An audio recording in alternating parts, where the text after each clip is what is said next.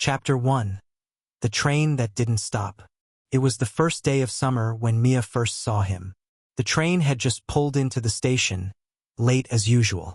She stood near the yellow line, clutching her sketchbook, not really waiting for anyone. She liked the sound of trains, the steady hum, the bursts of metal against metal. They reminded her that something was always moving, even when she felt stuck. And then, there he was, stepping out of the second car. Tall, brown hair that curled slightly at the edges, like he didn't care enough to tame it. He wore a simple white t-shirt, backpack slung over one shoulder, eyes squinting against the sun. Their eyes met, just briefly. Mia looked away quickly, pretending to adjust her sketchbook, but her heart jumped like a spark had gone through it. It was ridiculous. She didn't believe in love at first sight. That was something from movies or books her sister read. But something happened. She would see him again. Chapter 2. Lemonade and Little Lies. His name was Noah. He was staying with his aunt 2 streets away from Mia's house, just for the summer. He had that kind of voice that sounded like he was always halfway between laughing and thinking too hard about something. They met again at the town market. Mia was helping her mom sell lemonade. He ordered 1 extra ice. "I saw you at the station," he said casually. Mia blinked. "You did." He smiled. "You were drawing something." She wasn't used to being noticed. She didn't know what to say. So, she handed him his drink and said, "Extra ice." Like a psychopath. He laughed. Guilty. Started like that. Easy. Quiet. By the second week, they were spending every evening together. Riding bikes down to the lake. Talking about everything and nothing. Trading secrets under street lamps that buzzed like they were trying to listen in. Chapter 3. A summer of almosts. There were almost kisses. The kind that happen in the spaces between words. The kind where you lean a little too close while watching fireflies, and everything feels like it's about to tip over.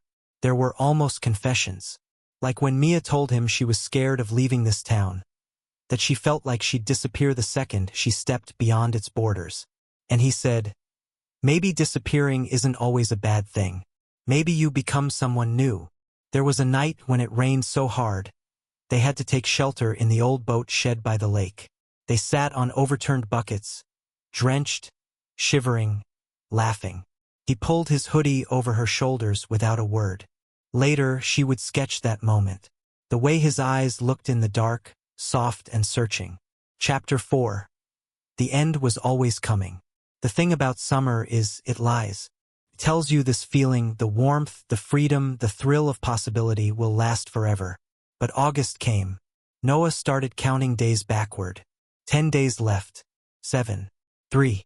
They didn't talk about it, not really. But they both knew. On their last night, they went back to the lake. The stars were out, reflected in the water like the sky was trying to hold on to something too. Mia finally said it. "I think I love you." Noah didn't speak right away. Then he took her hand and whispered, "You were my favorite part of this summer." She nodded, trying not to cry. "I'm gonna hate September." He smiled, and for the first time she saw it, he was hurting too. Chapter 5. After the ending. The train came again. The same one from June. Mia didn't go to the station this time. She stayed in her room, sketching the lake, the fireflies, the boy with messy hair and too many thoughts in his eyes. Time passed. She didn't forget him. Not in the way people usually mean. She remembered the way he always tied his shoelaces like a kid, in double knots. The way he said her name, soft, like a secret. Sometimes, love doesn't last forever. But first love? It never really goes away. Years later, she'd visit that same lake. Sit by the water with a cup of coffee and her sketchbook. She would smile at the memory, a beautiful ache.